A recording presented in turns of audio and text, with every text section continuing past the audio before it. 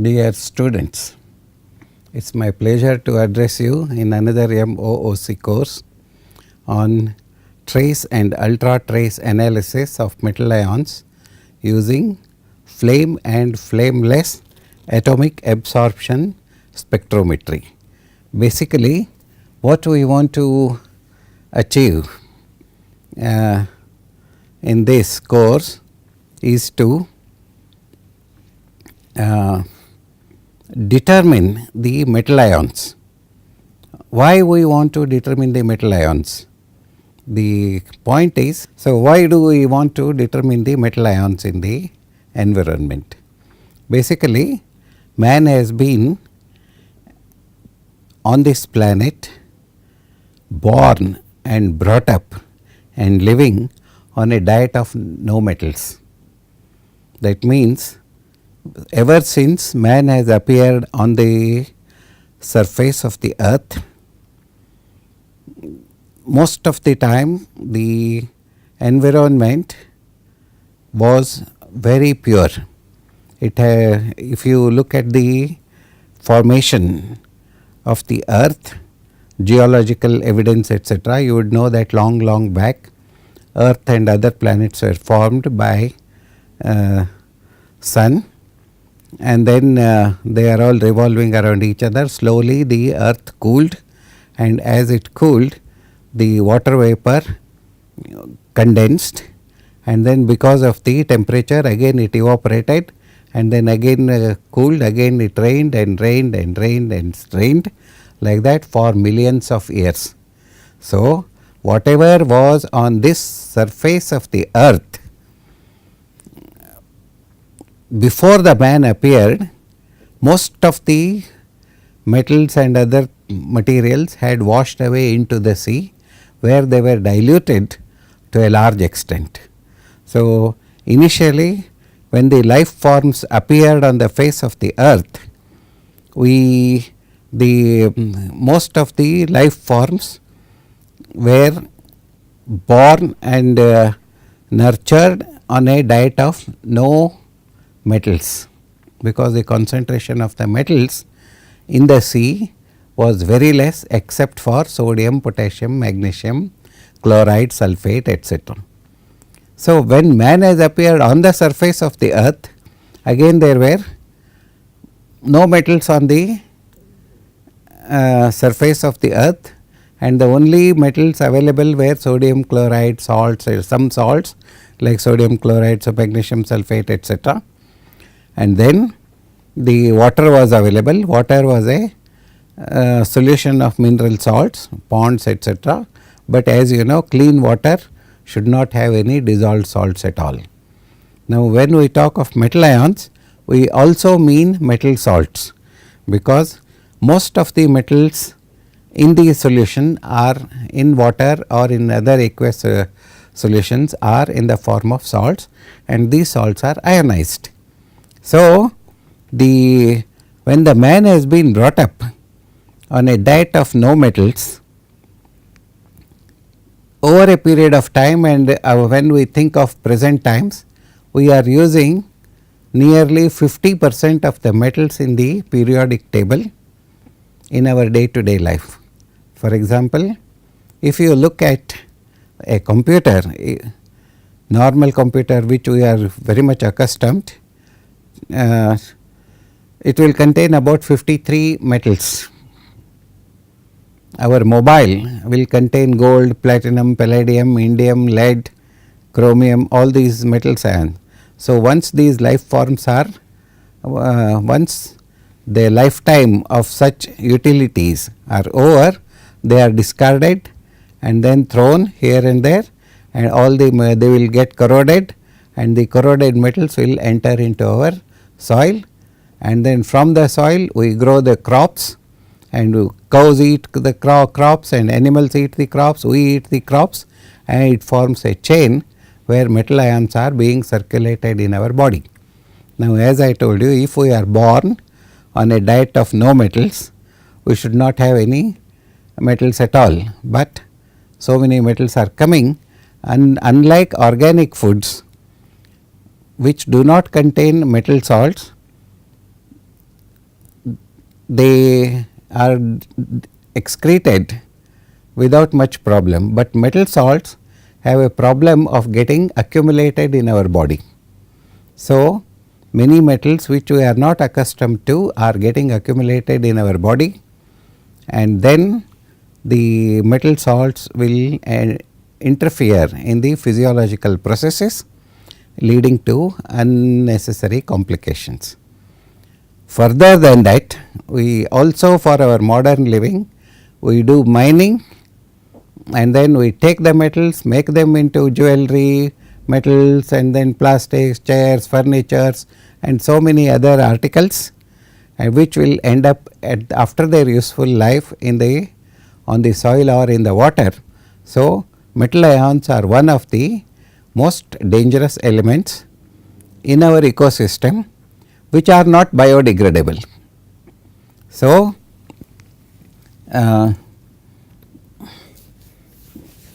this brings me to the discussion on the application of science and technology.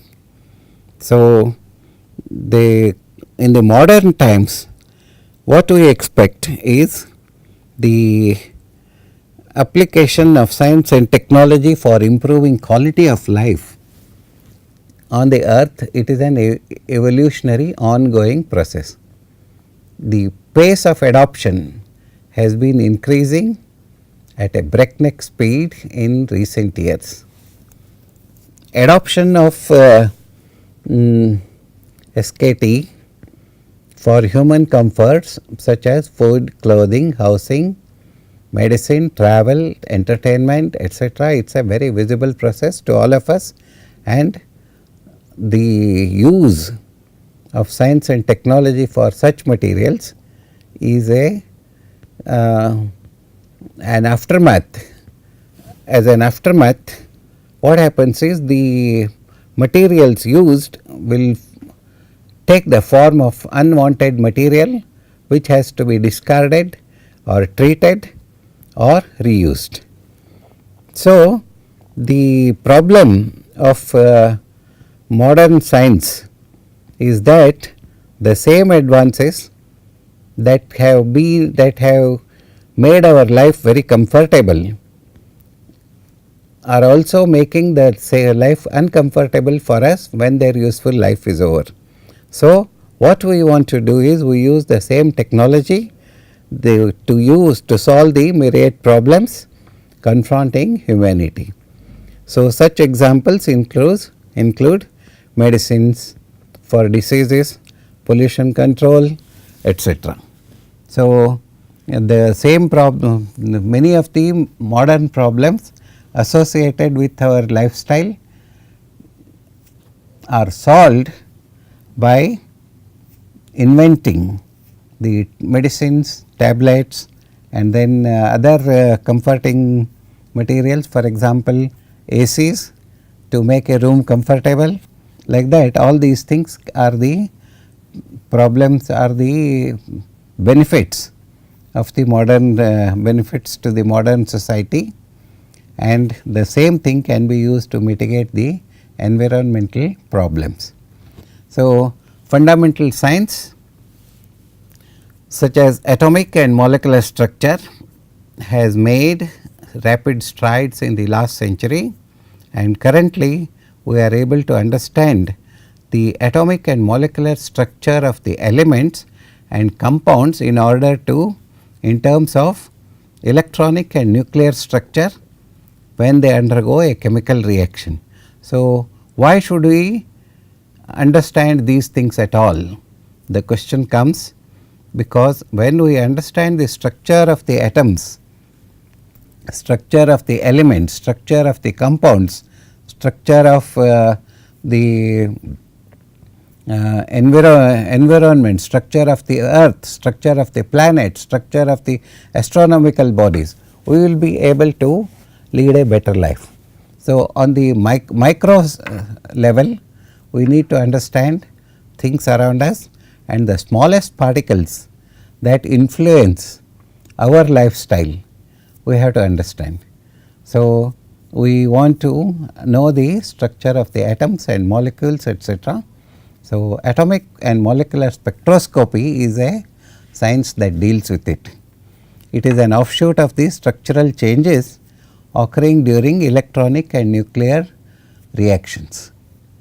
So, in general, whenever a substance undergoes a change in the structure, it could be on the core, that is in the nucleus, or it may be in the electronic cloud around the atom. So, most of the spectroscopic techniques address this problem of identifying the changes in the nuclear and electronic structure in the reactions. So, over the years spectroscopy has grown into a very powerful tool for the identification and quantitation of chemical compounds. The same can also be used to follow the progress of chemical reactions, because that is what exactly we want to do in most of the scientific pursuits. So, environmental pollution, which is an offshoot of our life, that we define it as the temporary and permanent changes occurring in our surroundings.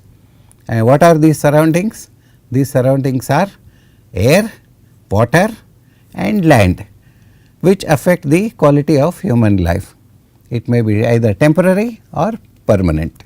Since last 60 years, environmental pollution has been posing major threat to the survival of humanity and other plant and animal species in our planet. One reason is the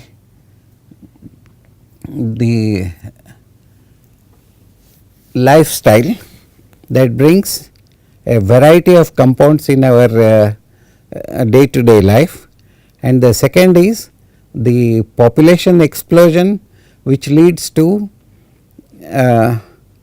increased use of the resources, and which in turn leads to increased discardance, increased wastage of the materials.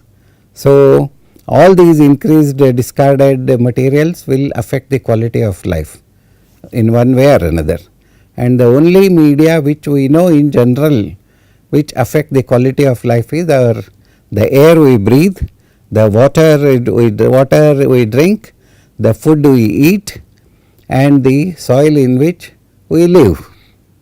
So, this is the basic requirement of any environmental pollution control program. Now, technically environmental pollution problem is thought to originate from dust, chemicals and their reactions, microbiological species such as bacteria, viruses, algae, fungi and many other microorganisms. Basically, we define a localized pollution. Quite often we are suffering from the degradation of the quality of the environment locally. So, the localized pollution control, how does it look like? When do we say a localized pollution has occurred in Bangalore or in Lal Bagh or in Delhi? Whenever there is no air to breathe, good air to breathe, whenever there is Diwali, in the whole country comes out alive with crackers, and that increases the dust pollution. So, but it is a temporary phenomena. So, like that the pollution could be a temporary phenomena arising out of our activities over a localized area, because everybody everywhere does not celebrate Diwali with crackers. So, it could be localized. So, what are the parameters we look forward to say a certain localized area is polluted? That is, we see the variation of BOD and COD in water bodies by the chemicals and petrochemicals.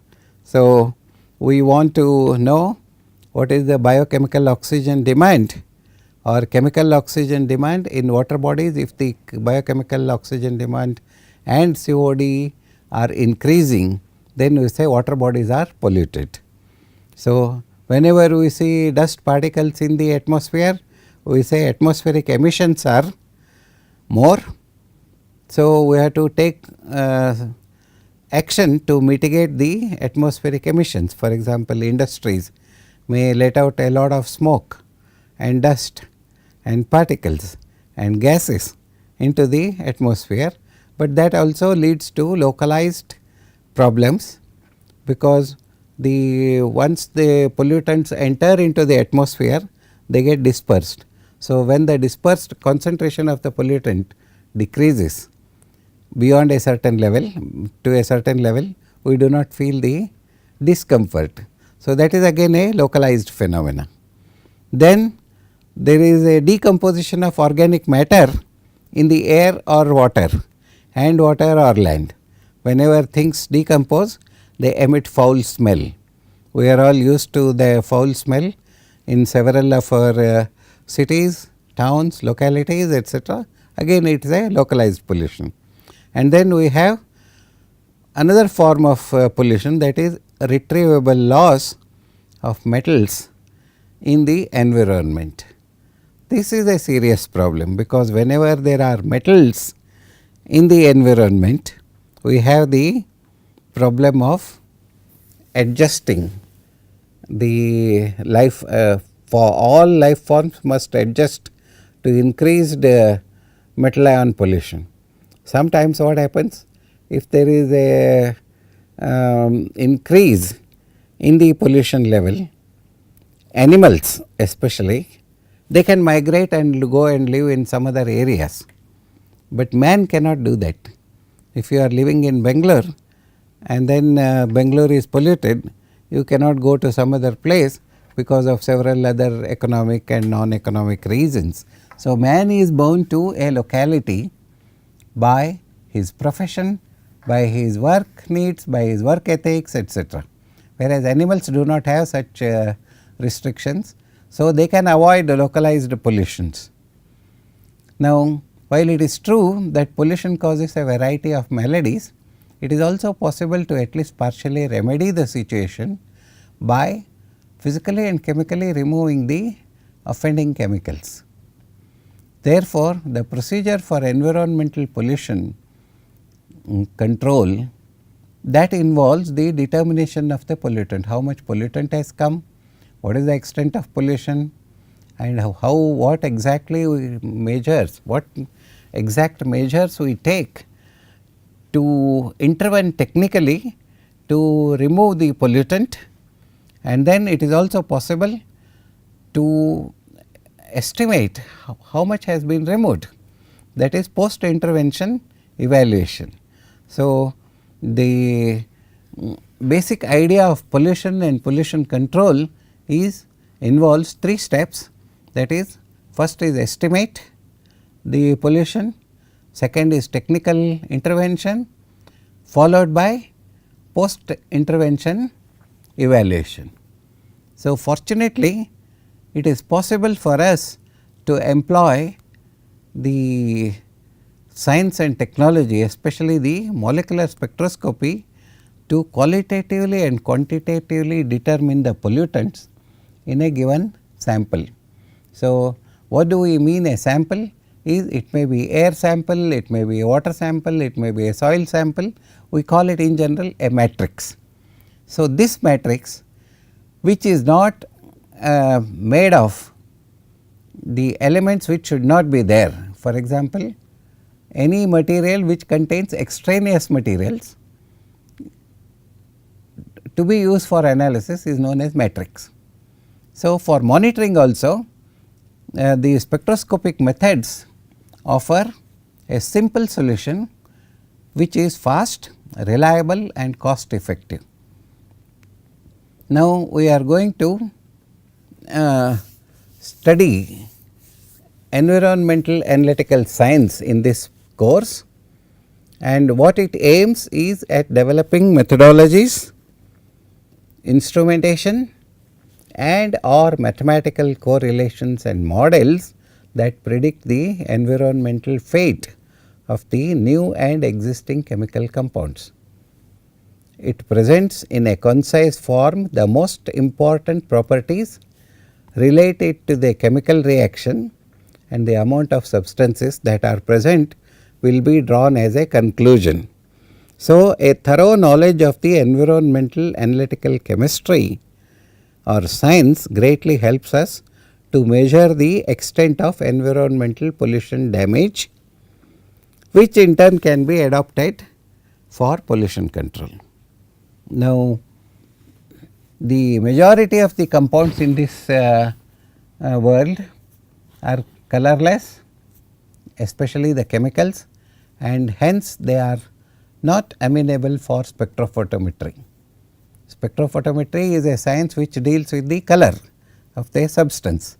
So, color of a substance is related to concentration. Now, in here today we are talking, in this course we talk about metal ions, metals, and fortunately it is quite possible to convert them into colored compounds by reacting them with suitable chemicals. So, more than 100,000 compounds can be made to undergo chemical reactions to produce colored compounds, and on an average more than 30 million spectrophotometric measurements are made daily worldwide. I am talking about spectrophotometry now, that is the science of absorption of light in the determination of metal ions. So, another advantage of spectrophotometry is that procedures can be easily automated with little or no manual intervention. Now, there are other ways of looking at it. Then we say heterocyclic chemistry and analytical chemistry today are rapidly changing subjects, where most frenetic activities are attested by countless chemical research papers. They appear in established and new journals and by the proliferation of monographs and reviews on all aspects of fields. The interdependence of these two major branches of chemistry has resulted in the resurgence of spectrophotometric technology. Now, in spectrophotometry we look at enhanced selectivity and sensitivity of the method. Selectivity means the method should be applicable to a particular component irrespective of what other compounds are there, and sensitivity is I must be able to determine minimum amount of the pollutant, and that is the characteristic concentration that can be determined using a spectrophotometric technique. Now, we are not talking about spectrophotometric technique here, because we are talking about spectroscopic technique, that is atomic absorption spectrometry. Still, I would like to inform you of the structure of the atom and compounds for metal ions, so that a more powerful technology is available to us as a branch of environmental analytical chemistry to determine the metal ions. So, any colored substance we can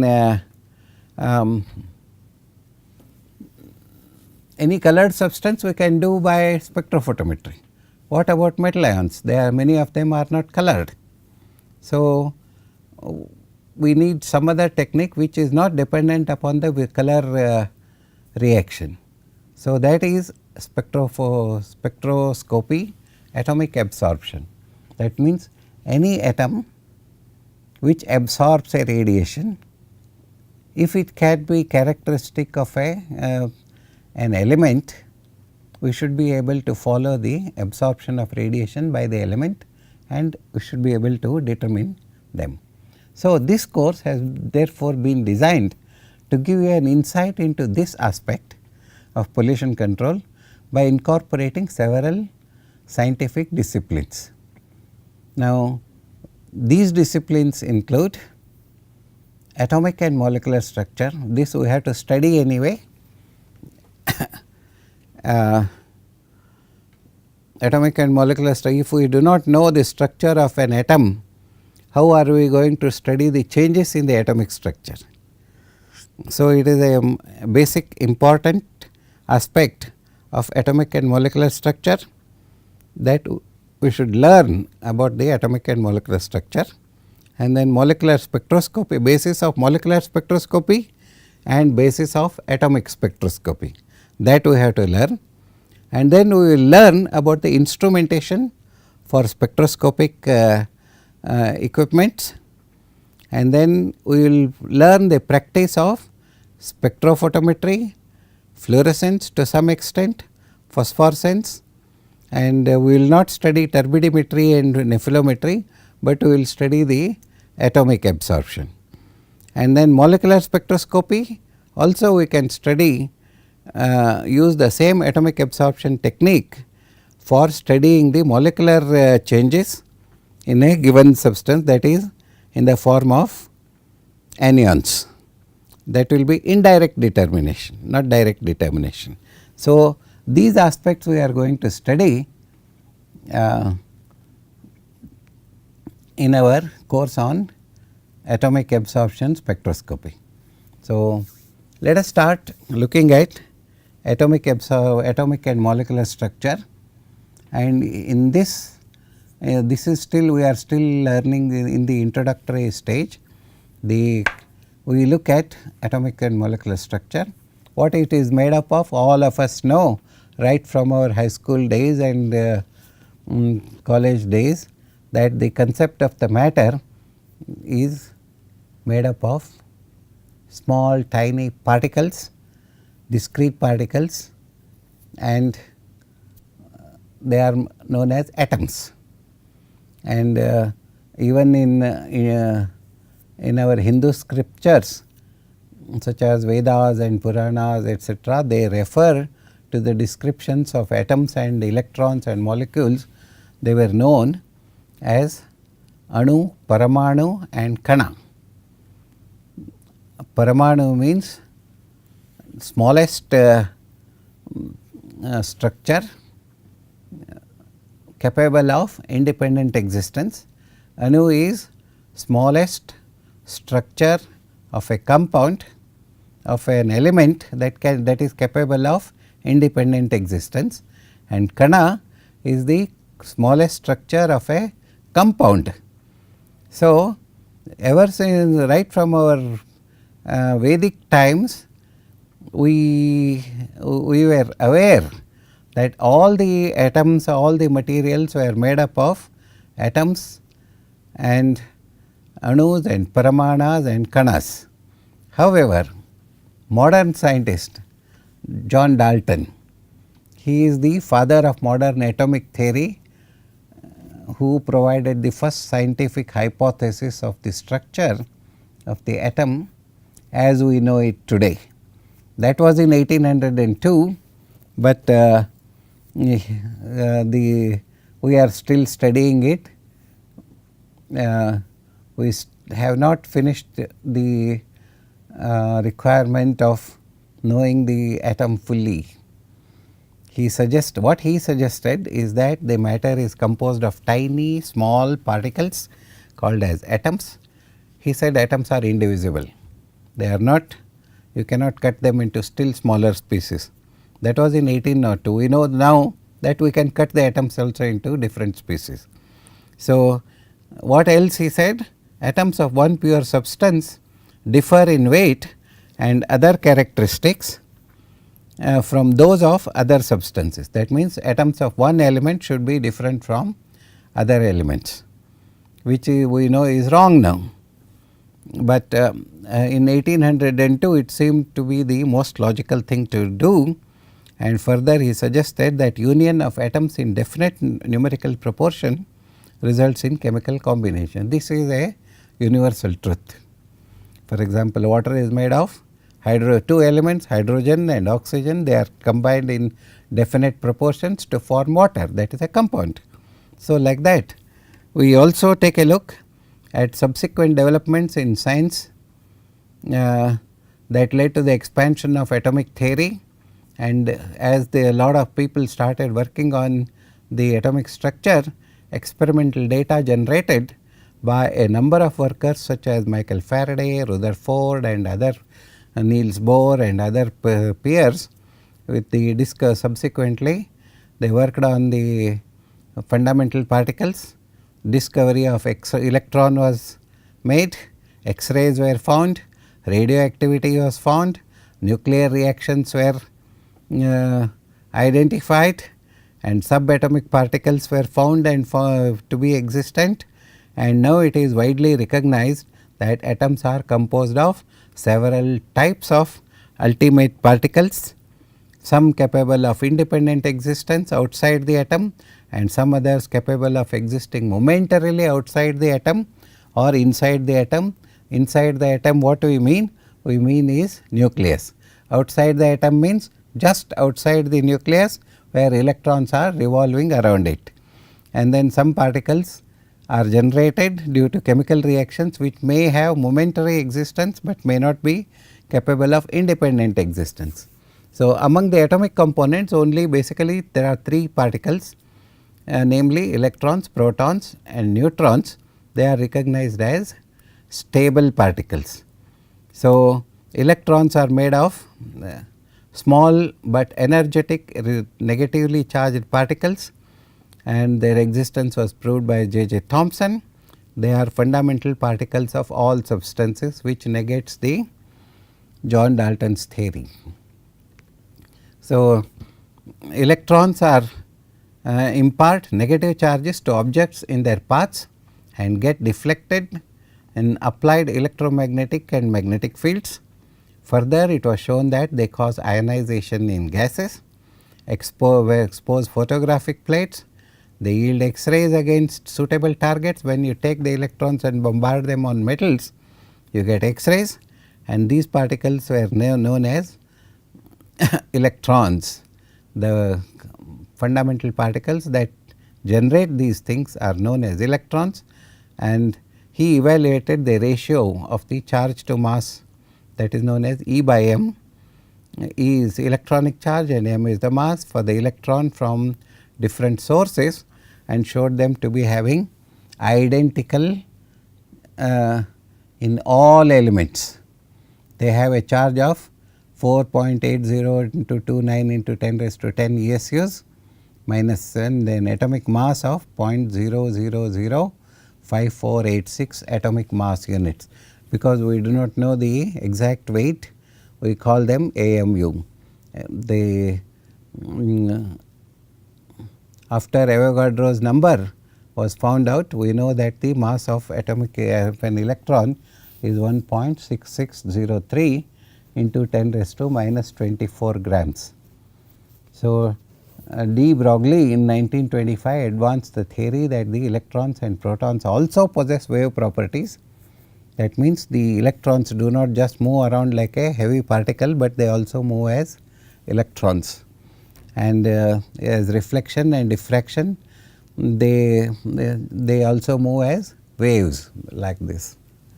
So, waves can be diffracted and then reflected.